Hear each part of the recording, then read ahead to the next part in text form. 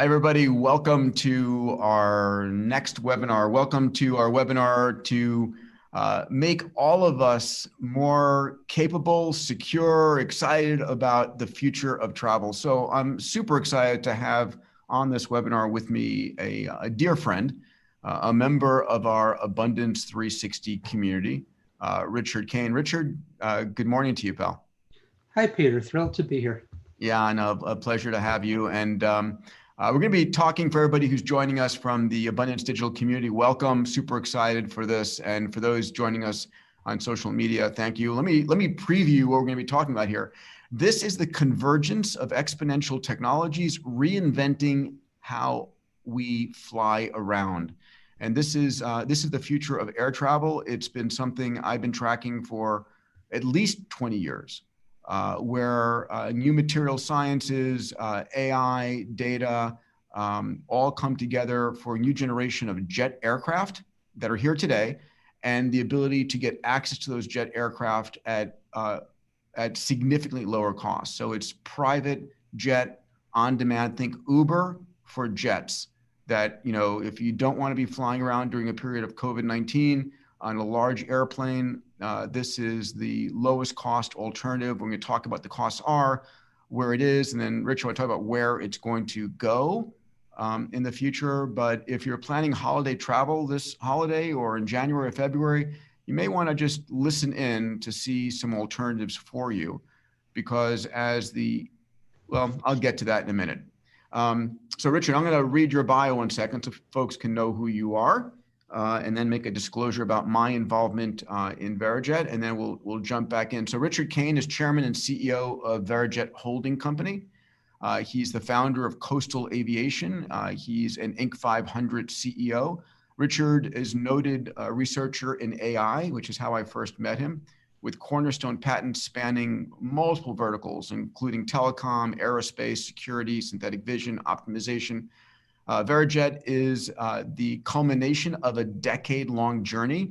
I think it's probably more than a decade for you, pal, in increasing the effective speed of door-to-door, reduced carbon, reduced noise footprint, open private aviation for more people, unlocking, I like this, the fourth wave of high-speed travel. So, Richard, that's our conversation. Everybody listening, this is fun. I'm a pilot. I love flying. But I love even more not waiting in lines and hanging around crowded airports. I borrowed that tagline from NASA. It's the 25-year small aircraft transportation system, unlocking the fourth wave of high-speed travel. And when we travel now door to door, the average speed is 75 miles an hour. By the time you go through TSA, drive to the big airport, connect if you have to, you get to your destination, which is, again, far from your destination. We took a miracle of technology, a 500-mile-an-hour jet, and reduced it to 75 miles an hour. The goal of SATS, the goal of Verijet, is to make that 300 miles an hour, and that's what we're doing. Amazing. And just my disclosure, I should mention, is I'm a board member and investor of Verijet, and I tend to invest and support the companies I think are the coolest. And despite that, I really want everybody here to know about it, because it's the Uber of aircraft travel in the future, and it's just beginning, and there may be other players, but ultimately it's amazing. So can you take a second and basically let's start with the following. When a person's flying commercially, how many commercial airports are there in the United States that people are using?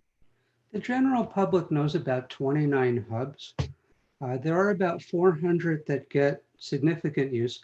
There's 5,400 we can use with this jet, and the other 5,000 are less than 1% used. No traffic.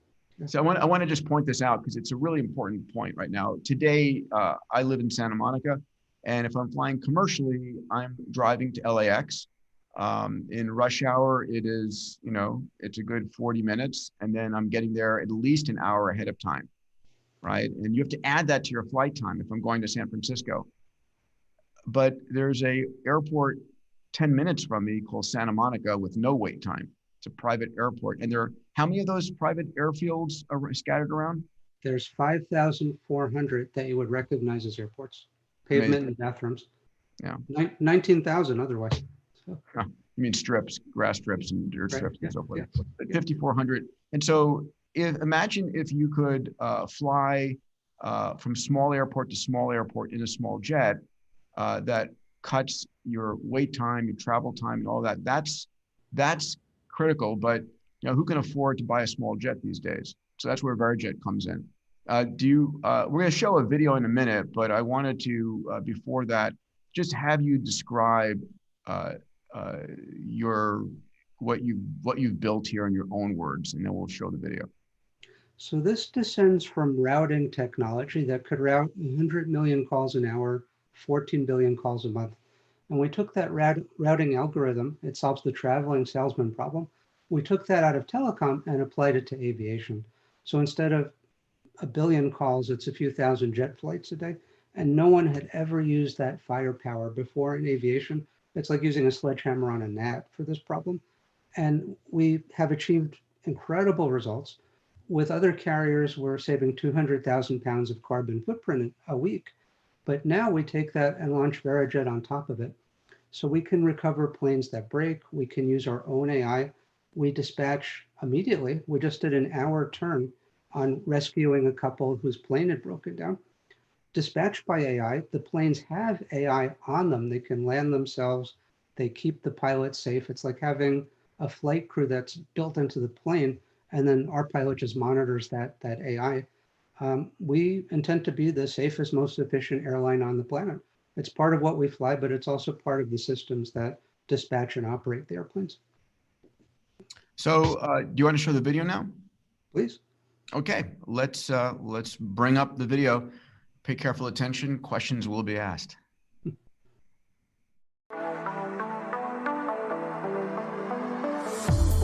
With innovation comes new and better ways of doing things.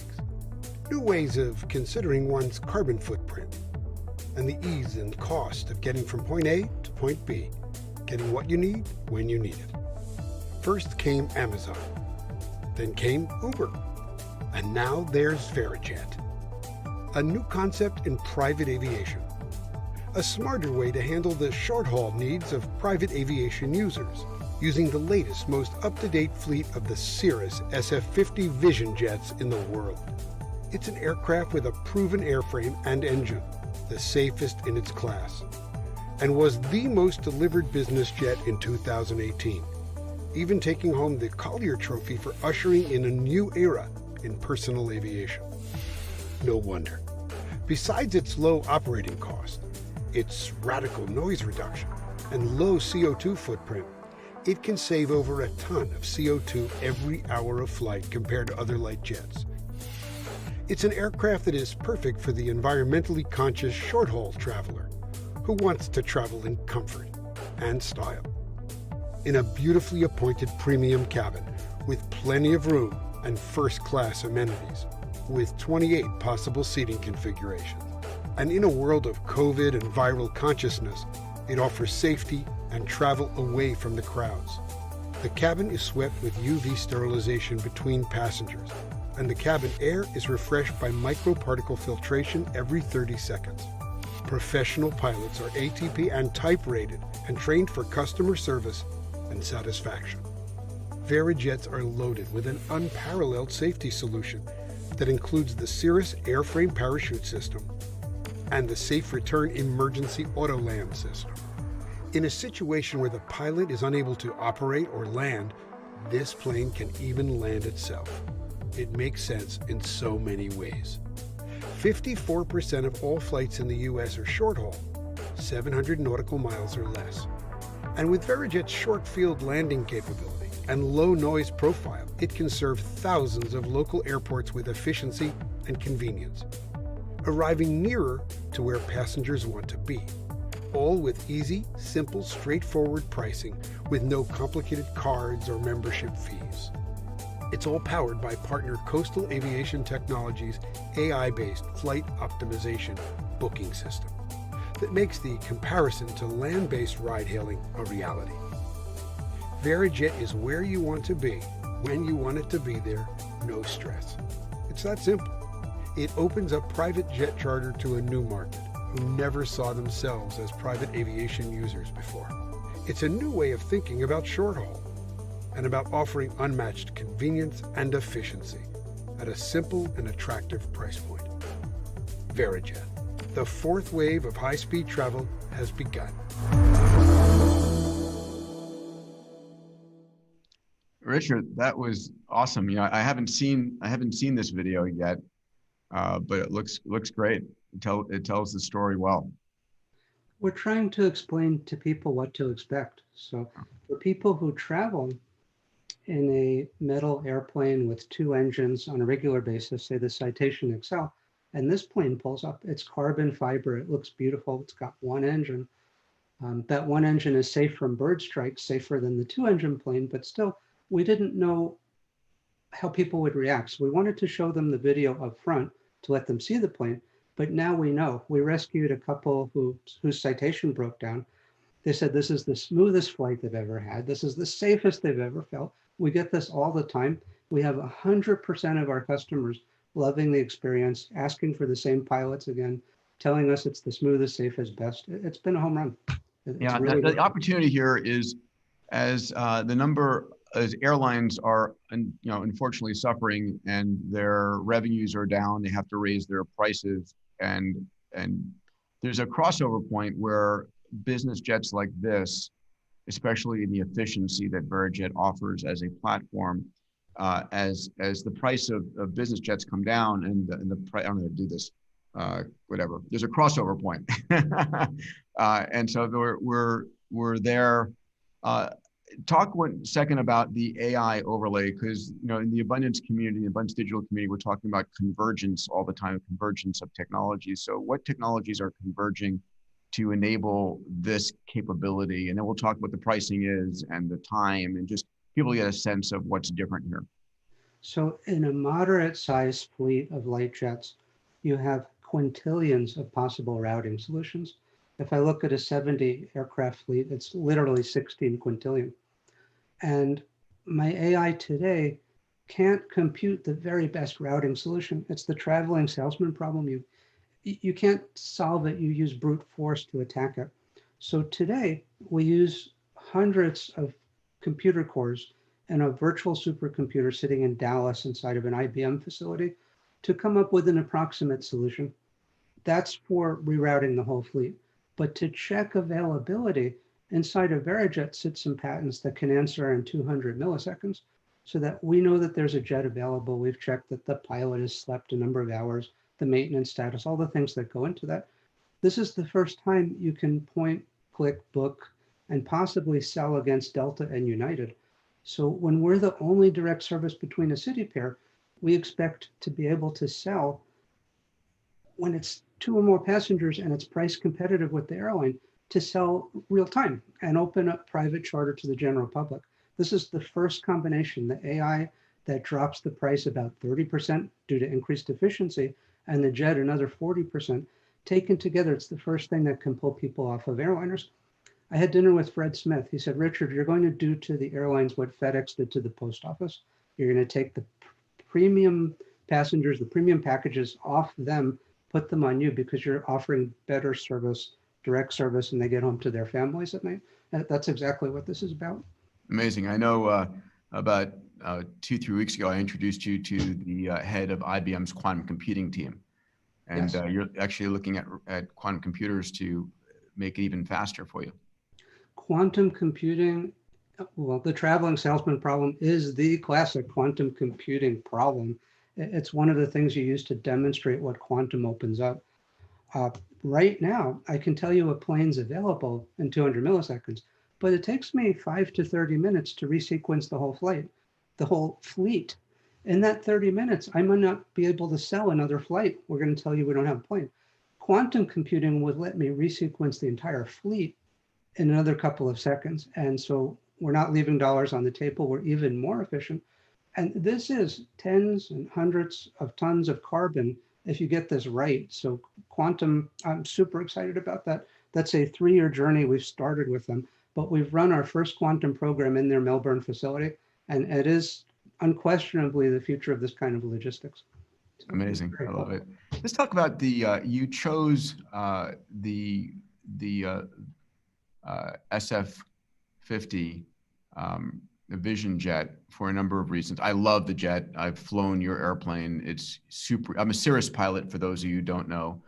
I have an an SR22 turbo that I fly, that I enjoy. And going from that Cirrus to Cirrus's Vision Jet was simple. It felt so comfortable. Talk about that jet and sort of the technology elements that make it super exciting. So I've watched this jet since its inception, drawing on a piece of paper, working with the founders of Cirrus on this. And we even waited for the generation 2 of this jet before launching this company. This is a plane that is carbon fiber, so there's no metal fatigue. We can fly at short hops and be very efficient, but also cost efficient. The metal planes in our industry, they have 2-hour minimums because of metal fatigue. We don't have that issue. We have lower cycle costs. The engine is the FJ33 adopted from a cruise missile. It's incredibly efficient down low. And we chose short haul because we're flying low. And so we have not just a third of the operating cost, but a fourth or a fifth sometimes over heavier jets trying to fly these short hops. On a short hop, you can't fly high. So we met with the FAA last year. And I said to them, I want to operate on a national basis, one engine, one pilot. And so we spent the morning talking about the engine and why it's safe, maybe safer than 2 because you can't ingest birds, why it's incredibly efficient, why it's low noise, low carbon. And they got that. And then we showed them a video of this thing called safe return. And safe return lets the passenger land the airplane at the touch of a button. But this plane also has a parachute. And you pull the ripcord on the parachute. In the propeller version of this plane, of the Cirrus, it fires the parachute immediately. But in the jet, it slows the airplane down, shuts off the engine, puts it in the position best likely to give a good result for the parachute deploy. And then and only then it fires the parachute. Summation of that is there's no difference between the pilot or a passenger pulling that parachute. So the FAA gave us full authority, a National 135, based on the safety features of this airplane that don't exist anywhere else. It was a total blowout success. They were so excited about this. We got 3 more examiners looking at our project because they had just never seen anything like this. Cirrus released the safe return video the night before our FAA meeting. And you've never seen so many people so excited. It's really cool. Yeah, AI on board. Yeah. Let me double click on safe return. So if typically what you have is a pilot and a co-pilot, and if there's anything that happens to the pilot, the co-pilot is there. It's rare, but it happens. And in the safe return functionality, which Garmin created and in partnership with Vision Jet, there's a red button on the roof. You saw it in that video. If you push the red button, basically the AI takes charge of the airplane and it steers the airplane around weather, around mountains, identifies the closest airport, and it actually beautifully lands it on that airport and brings it to a rolling stop. And it notifies the FAA there's an emergency. And it's like, I kind of want to try it one day. Yeah. It's amazing. It's amazing. And so in material sciences, carbon fiber, the whole AI on board, but there's more AI on board that you tap into for safety on Vision Jet. Can you talk about that? There is. So this plane will protect itself from loss of control accidents. It can see in the dark. It's got advanced radar that's being interpreted by AI that gives you warnings. Everything a pilot that they could forget, this plane reminds them of. So my typical demonstration, particularly for someone who's afraid of flying, I tell them about the accident where a commercial crew lined up 30 degrees off and took the wrong runway and it was too short and there was loss of life. And I show them that this plane, I've put in the wrong runway and it tells you, it says check runway, or it tells you the runway isn't long enough. And I go down this whole list of things talking about these serious aviation accidents. The greatest loss of life in aviation was when one 747 pulled onto a foggy runway and another one landing hit it. Well, this plane tells you that's an active runway. There's a plane coming at you, stop. So, and we just go down this list and there's 20 or 30 of them. And people get that this is an AI powered airplane and the pilot is there being monitored and also monitoring the flight deck. It's like having a 2-person crew and the other person isn't ever not paying attention and isn't ever hungover and is just executing perfectly and they get it. Let's talk about the seating. So there's one pilot. How many people can be accommodated in the airplane? What's the load? So it's 4 adults, 2 90-pound children, a couple of pets, and some light luggage. And that's during the weekend going to the family retreat. During the week, it changes to a Gulfstream interior, and it's 3 executives with tray tables and a pull-down conference table. We've actually had board meetings on board on a display projector. Is it beautiful in the middle of the cabin? You can, in front of all the passengers, there's a beautiful pull-down, 30-inch television that you can watch your movies or do your PowerPoints on. I'm sorry, I'm going to interrupt you for a second. While we're talking, a plane's just landed. You can kind of see that green check mark. Yep. Within a second of it landing, I know that it's landed, but within a minute, our AI has interrogated all the systems on board, cleared it for the next flight. I can tell you the speed of every fan blade, every component on the plane. This is just scratching the surface, but the FAA had never seen this kind of integration before. They said we're the best airline they've seen in 24 years. And it's because we pulled out all the stops. These are AI monitored, AI dispatched. They pre-flight themselves and they check themselves after they land. And then it's all centrally attached. It's all funny until I exceeded a speed for a couple of seconds and I got ratted out by my own AI to our dispatch and operations. Hey, Richard, you hit the speed limit for 4 seconds. But I'm giddy about the platform and the company because I love flying and I don't love flying when going through commercials. So I'm excited about the deployment of this across the country and potentially in Europe. We'll talk about that. But when I think about, let's talk about pricing 1 second, because I'm sure folks are curious. The service is available right now in the Southeast, yes. Florida, Georgia. What's your radius of operations and how do people think about where it's available? So think of it as 800 nautical miles from Orlando. And within that bubble, there's no reposition charges. So it's $27.50 an hour. You're booked, you're charged for the actual flight time, and that's it. No remain overnight. We are giving you a firm fixed price up front. We data mined 44,000 actual Vision Jet flights, which have flown since 2016. By the way, no incidents, no safety issues on all 44,000. It's perfect record.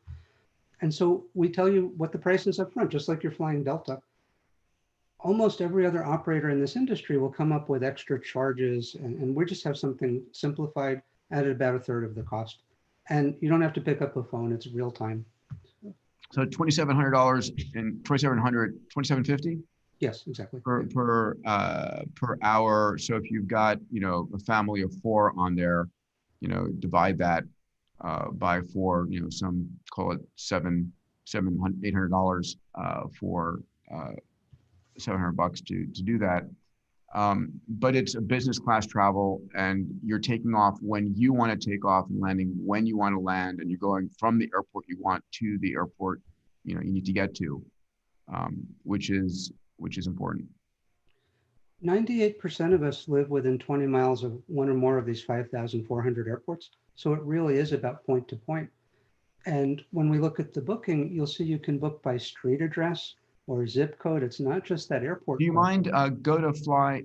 So the website's flyverijet.com. Go there and just show what that looks like. Because booking by street address is really cool. So I'm going to put in my zip code. I could have put in my street address. Palm Beach is my closest airport. Let's say I want to go to describe it because it may not be readable by everybody. Right. So I can also zoom this in. Okay, great. All right. So you can put in a zip code, a landmark, Madison Square Garden, whatever you want. Club Saint-Quentin and Saint-Tropez shows up when we're looking at Europe. And then I'll just go across Florida real quick. So it shows you Page Field. What is that? Oh, that's my destination. I just picked Fort Myers. I picked a spot that has no commercial service. So this will be a 30-minute flight. You can board 5 minutes before your flight. And it's for the 4 adults, 2 kids, light bags, and pets, and off you go. This actually checked availability. We have this plane. I could click, book this, and go to Palm Beach and fly it tomorrow.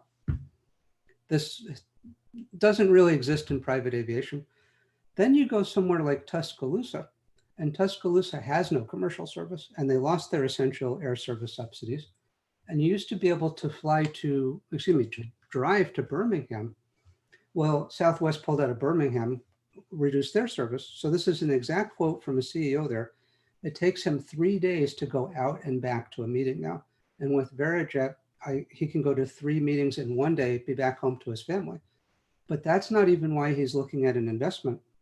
He's so afraid of aviation that he flies half his team on United and half on Delta, worried about airliner crashes. And after my wife and I flew, he and his wife, on a Sunday morning, she didn't want to get in the plane. She saw this was small. Their comments afterwards were, you need to fly your teams on these airplanes always and exclusively. We've never felt safer. And I did that. These are the aviation disasters flight, and they get it. So I also want to mention about price point and future and some of where this is going. Please, yes, where we heading? Yeah, so the University of Alabama would like to use our service. We'll do a white label app for them. I've already mentioned Tuscaloosa doesn't have service, so they've, with open arms, welcomed us. They're going to build us an airport extension and do all sorts of amazing things there. But in return, we'll base some planes, there's some pilots, but we're also going to have the SR-22 piston airplane on this certificate, which means instead of $27.50 an hour, it looks like $8.50 an hour for 3 seats. Now it's $200 a seat. And the dean and the president of the university throws out a stat. It's something like 45% of their students are 400 miles or 400 to 600 miles away from the university. And they would love to go home on weekends. And this will be so much safer than them driving at 2 a.m. to get back to their classes. So we've dropped a cost by a third. We're going to take it down another third with the SR-22. That burns 16 gallons an hour versus our 65. By the way, this plane goes half the speed of sound at about 60 gallons an hour. It's very efficient for a jet, but 16 an hour is better. And then we're looking at electric. So electric, all of a sudden you have an electric motor that has almost no maintenance. Your cost drops down to a couple of dollars an hour of fuel. So that'll be ultimately a third fleet type for us. I looked at the Vision Jet a decade ago. I'm an advisor to some companies looking at electric now a decade out. That's what it takes in this industry. It's $100, $200 million to certify a new airframe. It takes a while, but we're looking. And so we really want to democratize private travel, to borrow Peter's term, and drop that price point to where you would never think of connecting through Hartsfield or O'Hare anymore. You would always fly us. Amazing. We're going to be going to your questions in just 3 minutes, so please tee them up. Talia will be grabbing questions first from our Abundance Digital community and then from social. Before we do that, what's the so your operational? How many jets will you have over the new year operational right now? We should have 8 jets and 1 propeller plane on cert by the first week of January. And that's for the Southeast. And then where do you head next? We head to Santa Monica. So Santa Monica is an airport that's under threat. They've shortened the runway, too much noise, too much carbon. We show up with a jet that, one, low noise. By the way, we had an air show. We had 2 of our jets fly overhead at Pensacola. It was the world's most boring air show. No one heard them on the ground.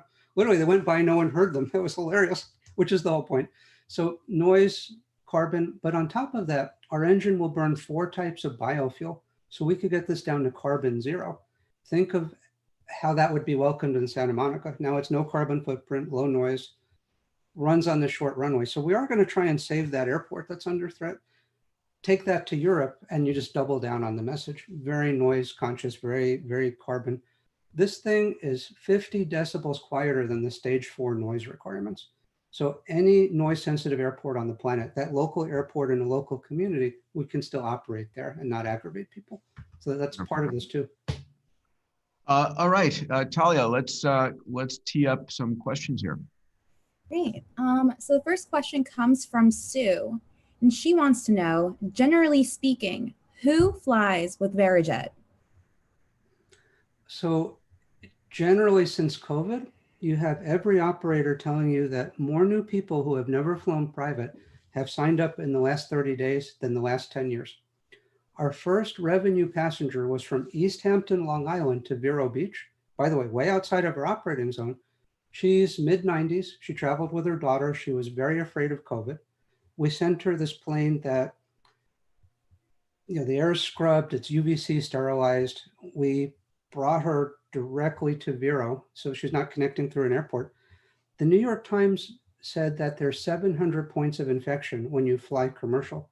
There's 20 or 30 when you fly private.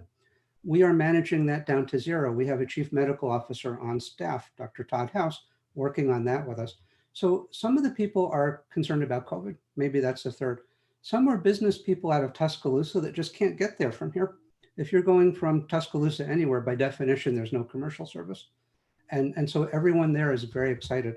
And then we have some leisure travel. Take me to real example, and I flew this one personally from Leesburg, Virginia to East Hampton. I want to go play golf.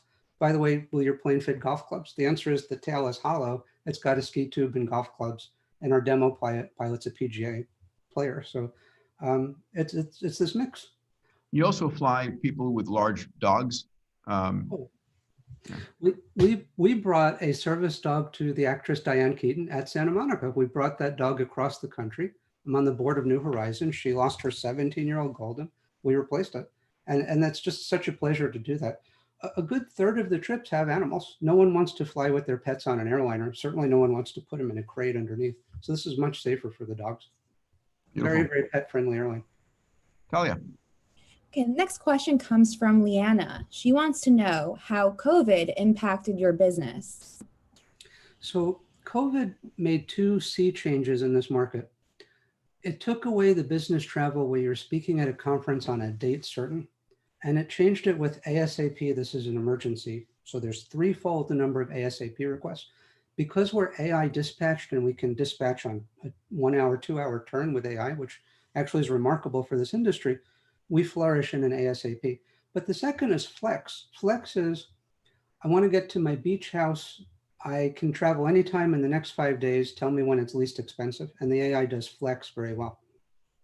The carriers that were dependent on out and back business travelers largely have gone into bankruptcy. The ones that didn't have an AI powering them, the carriers that run this flavor of AI, which is apparently a sister company and running good chunks of the industry, they're flourishing because they handle the ASAP, they handle the flex. Thanks, Richard. Talia. The next question comes from George. He wants to know, what trends are you seeing in private aviation? So we're dropping this price point and we're opening up private travel to people who didn't think they could afford it.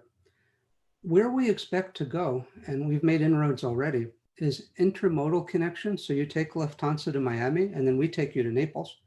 And our customer service of grabbing you in your bags and bringing you on the private jet has been so good that people are just, we're getting love notes and the pilots get hugs. So, that's part of what's happening. The rest of it is, rather than cannibalize the existing operators, we're able to bring new people to private travel through OTAs, through an Expedia, through an Uber, such that you're discovering, hey, wait a second, not only is there private travel, but I can also get closer to my destination. And changing this idea, even on a private jet, that you don't have to go to a 5,000-foot runway, that you can go to a 3,500-foot runway. We flew someone who has a Falcon. It's a beautiful airplane. We took him to a private runway, no public runway, but a small runway in the mountains north of Napa, and he's 5 minutes from his destination versus an hour and a half drive. So that's a big change that we're ushering in as well, that whole idea of point to point. We're shaking up the industry. This should change the way people travel short haul. For sure. Talia. David wants to know, what are some of the main differences between Verijet and Jet Suite X? So Jet Suite X flies a metal plane. It's not particularly good for short haul because every time you pressurize a metal plane, by the way, that's the phenoms, you lose some of the life of the airframe. If you think of the Aloha Airlines accident where the fuselage peels off and a flight attendant sucked into space, that's metal fatigue. Or the de Havilland Comet, it had square windows and the stress would concentrate in the corner and the airframe would break apart every 3 months with the loss of everyone. By the way, we have Boeing and Lockheed and all because we had round windows. That was the only difference there. So we're flying something carbon fiber. It's got one engine. Our cycle costs are much lower. Our operating cost is something on the order of $600 an hour versus $1,200 an hour for the phenoms. So one pilot, carbon fiber, one engine versus two in metal. So that's a huge difference. But then we rigged the game. So we are flying short haul where a phenom can't get to 41,000 feet and be efficient. You're lucky to get to 18,000 feet. most of the fuel that you use on a jet is climbing through 18,000 feet.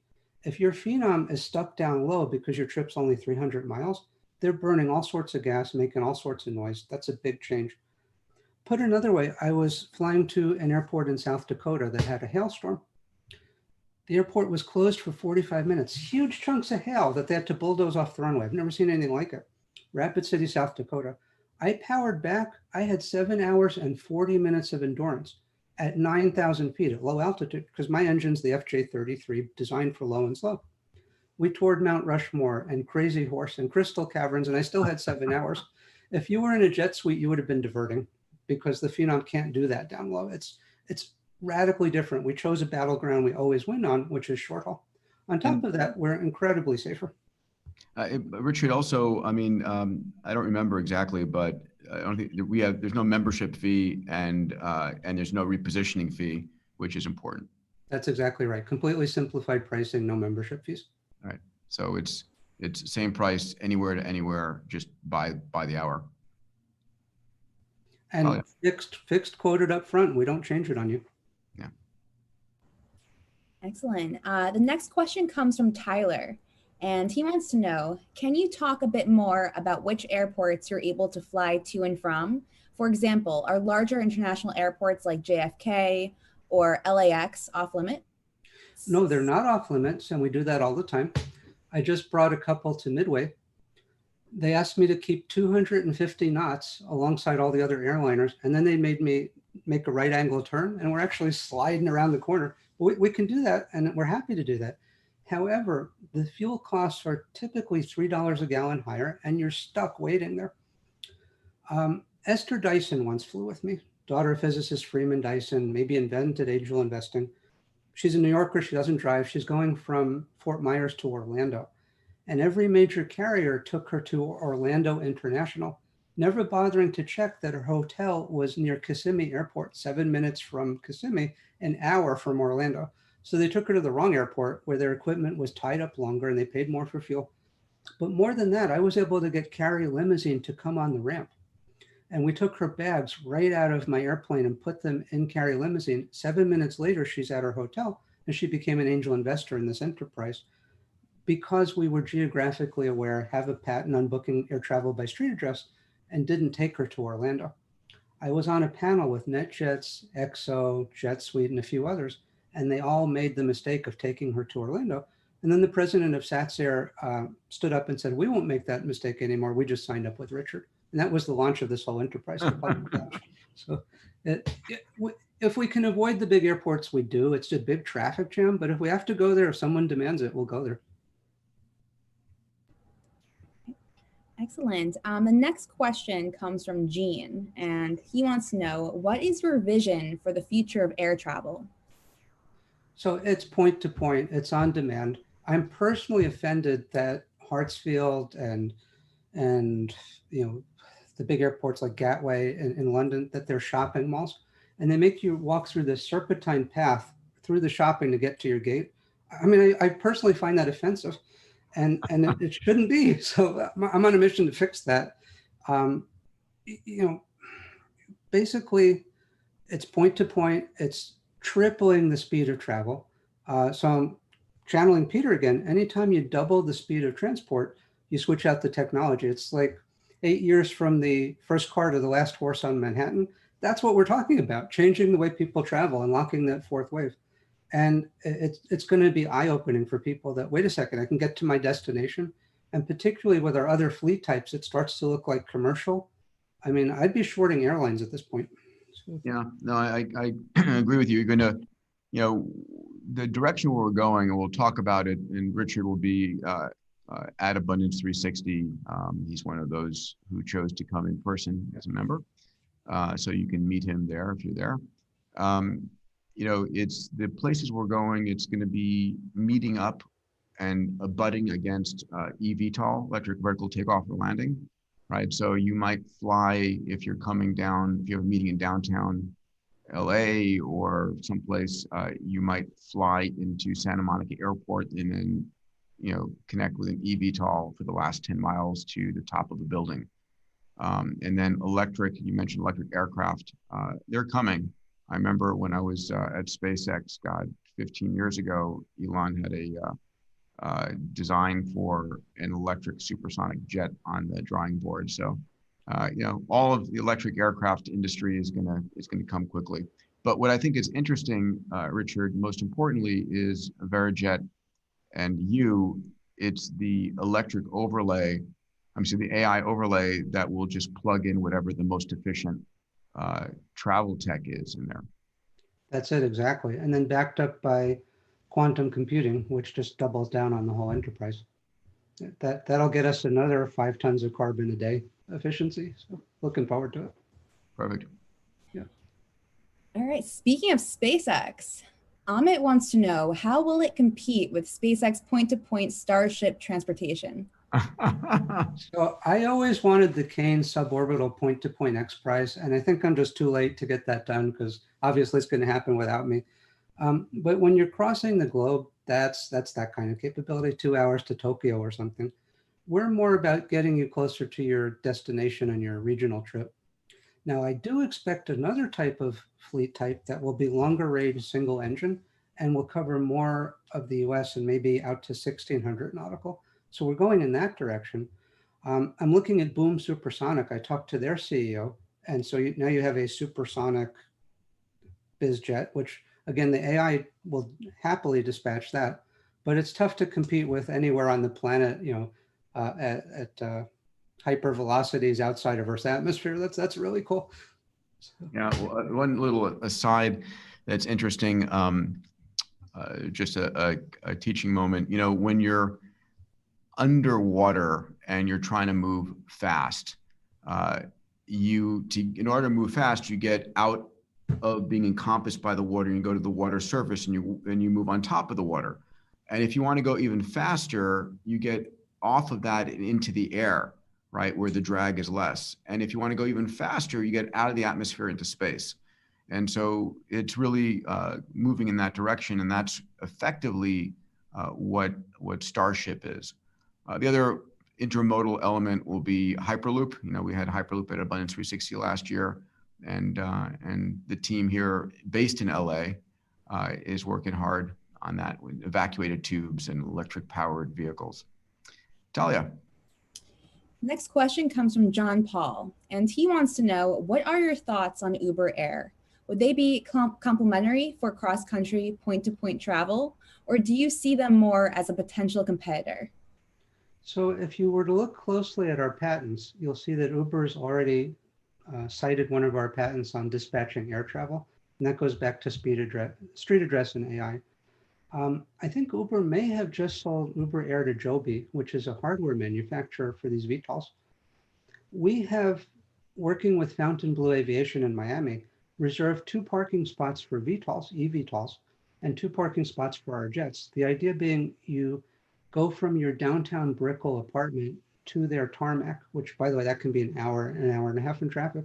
You fly with us to Tallahassee, you return the same day. Maybe you flew on us with biodiesel, so it's carbon zero.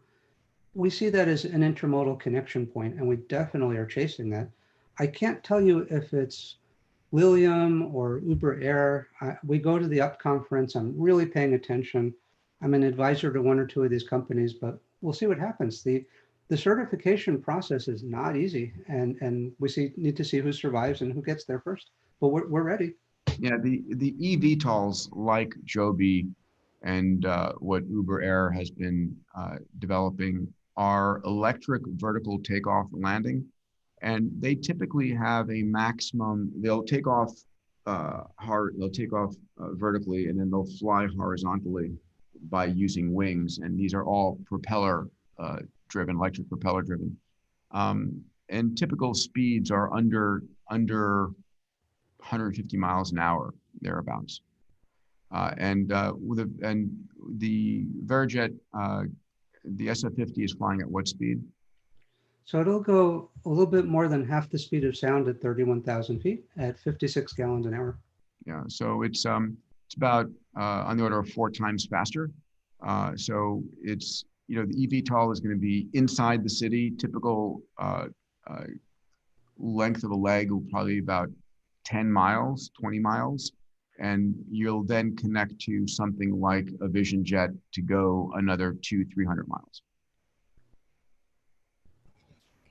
Great. The next question comes from Sarah, and she wants to know, you mentioned electric engines. Can you speak to where this technology is and where it's going? Wow, we can split that answer. So I've seen a hybrid electric setup, a company called Vertigo, a friend of ours, Eric Lindbergh, has that company. And it looks like a flying Prius, and it's radically more efficient. And I've seen electric engines that are pure battery that look interesting. And I'm hoping that we have not just electric trainers to lower the cost of flight training, and there is one now. And instead of, I think the number is 95 euros an hour, maintenance and fuel, it's 3 euros an hour. That's the sea change. So we expect something like that in our fleet, but I honestly can't tell you if it's 5 years, 7 years, 3 years. It is coming. Better for the environment, quieter, generally amazing. But remember, we're also tracking biodiesel, and we may make vertical investments in blue biofuels and some other companies to have a biodiesel component too. It's hard to get around the energy density of Jet A versus batteries, but they are getting there. But I'm sure Peter has a more refined answer. I'll just add, it's all about the batteries. It's the engines are there.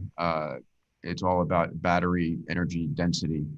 And there's some, there's hundreds of billions of dollars going to battery technology for cars. And that's going to bring benefits.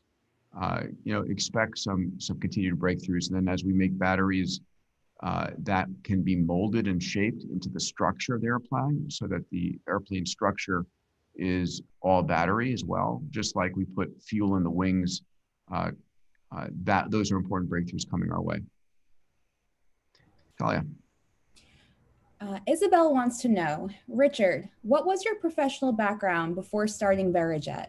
Did you always want to focus on aviation or private aviation at that? No, it was mathematics, computer science, ultimately the routing of phone calls. So in the mid 80s, early 90s, I took 7 regional phone companies, put them together in something called the National Telecommunications Network, and went after AT&T MCI. That's a part of the reason, a small part, but a part of the reason that long distance is almost free now. Most people on this call won't remember when long distance was $1 a minute and you had to use calling cards, and there was things called pay phones, and there were access codes and all that mess. This is the same play. It's the same mathematics. It's the same algorithm. It's the traveling salesman problem all over again, applied to a different vertical. Peter and I felt that we'd have more societal and environmental impact if we used this routing on airplanes rather than phone calls. And so that's how all this came about. Nice. Next question comes from Jordan. He wants to know, why is it that larger airline companies seem to struggle with innovation? Is it because they produced so many planes that they can't afford to update with the technology that Verijet uses? So they're buying airliners that are $50, $100 million. They wait a year to have a gate at an airport. There's no way they can respond to something like Verijet because it takes them about a year to react and change their routes. And their whole problem is Palm Beach, Newark, Palm Beach. You can look back and see that there's a snowstorm or something, and their routing computers crash for 24 hours and they fire the CEO. And that's a real example. When they have something called an irregular operation or IROP, they can barely recover. And they're dealing with, the 29 hub airports. I'm dealing with 5,400 airports. When we met with IBM, their team was mostly commercial aviation, and they couldn't get their heads around the order of magnitude of the problem we face with 5,400 airports, no schedules, everything's random chaos. In other words, everything we do is an irregular operations recovery, IROP recovery. So they don't have the AI firepower. They don't have the routing. They're stuck with very expensive equipment, and they're stuck with a lot of oversight. But it's even worse than that. It's to the point where we subsidize as taxpayers the essential air service subsidy for them to fly empty 19-seat turboprops between city pairs that you don't even want to go to, just so a place can say they have commercial service and you can get to a hospital and you're not just off the map, off the grid. And that should be replaced with on-demand. And we don't even talk about that in our business plan because that's almost lobbying Congress to make it happen. but there's such levels of regulation that go on here. That's the 121 world. The 135 world is the world I'm in. It's different, but we did our 135 to the airline standards. So we will have airline levels of safety, which is the best in the world. But in a 135 convenient on demand, it should be completely unbeatable. Not sure that answered your question, but try it again if you need. So. Perfect. Next question comes from Taylor. He actually wants to know, are you impacted or limited at all by federal or state regulations around COVID-19? So our pilots wear Oura rings, and that monitors our body temps, and we do some reporting based on that, and it tells, you know, what's Richard's readiness score, and should I just ground myself? And we ask our pilots to do that. And there are some days when it just tells me don't fly. And then we have molecules on board doing microparticle filtering and UV sterilization of the air. So maybe every 30 to 60 seconds our cabin's scrubbed. And then we do UVC ozone. So it's about as safe as it can be. But then on top of that, some places you need a health passport. If you've gone to the Bahamas, you need to show a recent test. So we have saliva test kits and a computer that looks at those. We have nasal swabs. Everyone's being tested every week. And we just show up with these negative tests. And then flight crews are generally exempt if you're only staying 24 hours. Our passengers are responsible for the 14-day quarantine that they have to voluntarily go through, and they're responsible for their own tests. We have temperature screening when they get on the plane, but they need to understand what's changing. And sometimes it changes in the air. I was on my way to Canada and had to turn around because Canada locked down as I was in flight. And so you need to monitor that. So, by the way, we have in-flight messaging over Iridium. That's how I was able to turn around. I'm sorry, I'm gonna go off on a tangent and brag. The other day we had a flight problem. Plane is just repositioning to pick up a passenger, in-flight problem. The synoptics page on the plane, the AI identified what the problem was. And before we landed at the maintenance base that we diverted to, the parts were already on the way. I thought, how cool is that? So we're trying to manage it down. It's not customer impacting, but to be able to order the parts that fix your problem that was diagnosed in flight is still pretty cool. These are things that airlines typically can't do. Nice. Yeah. Okay, next question is actually a two-part question from Casey. You reference a potential price drop from $2,750 to around $800 per hour in the near future. Yes. And I have two questions. What exactly allows you to lower your prices that much while providing the same service? And when will I be able to book a flight from San Francisco to Los Angeles for $800? So there's this airplane. It's been the best-selling airplane for 14 years in a row, called the SR-22. Also equipped with a parachute, also can see in the dark, also keeps you from losing control. Can't land itself yet, but I'm sure that's coming. Before COVID, there was a pilot shortage, and we had planned to take 500-hour SR-22 piston pilots, turn them into 1,500-hour ATP jet pilots. The cost of operating that airplane plus the cost of our pilots is about $800 an hour. And we were going to use them to ferry our own crews around. So post-COVID, our crews aren't subjected to hotels and public transportation and airliners, and they don't get COVID because we reposition them with our propeller planes. But it also gives us a network of propeller planes. So if a jet breaks, we can send a propeller plane. That's really good. But on top of that, if you have 3 college students who want to go home on Friday and come back Sunday or see the game or whatever, they share that flight. It's $850 an hour for the plane. It's like $200 per seat. And now it looks like Southwest or United or something. And so there's no magic to it. It's just a plane that's much less costly to operate. And if I could, Richard, you know, people say, oh, but propeller plane's so much smaller than the Southwest. But when you put in the fact that you are not driving from Santa Monica to LAX, in my case, and waiting an hour at the airport in addition, it's actually faster. Oh, short haul, it's much faster. It's hours faster. Yeah. So that lowers the price point. I'm sorry, what was the other part of that question?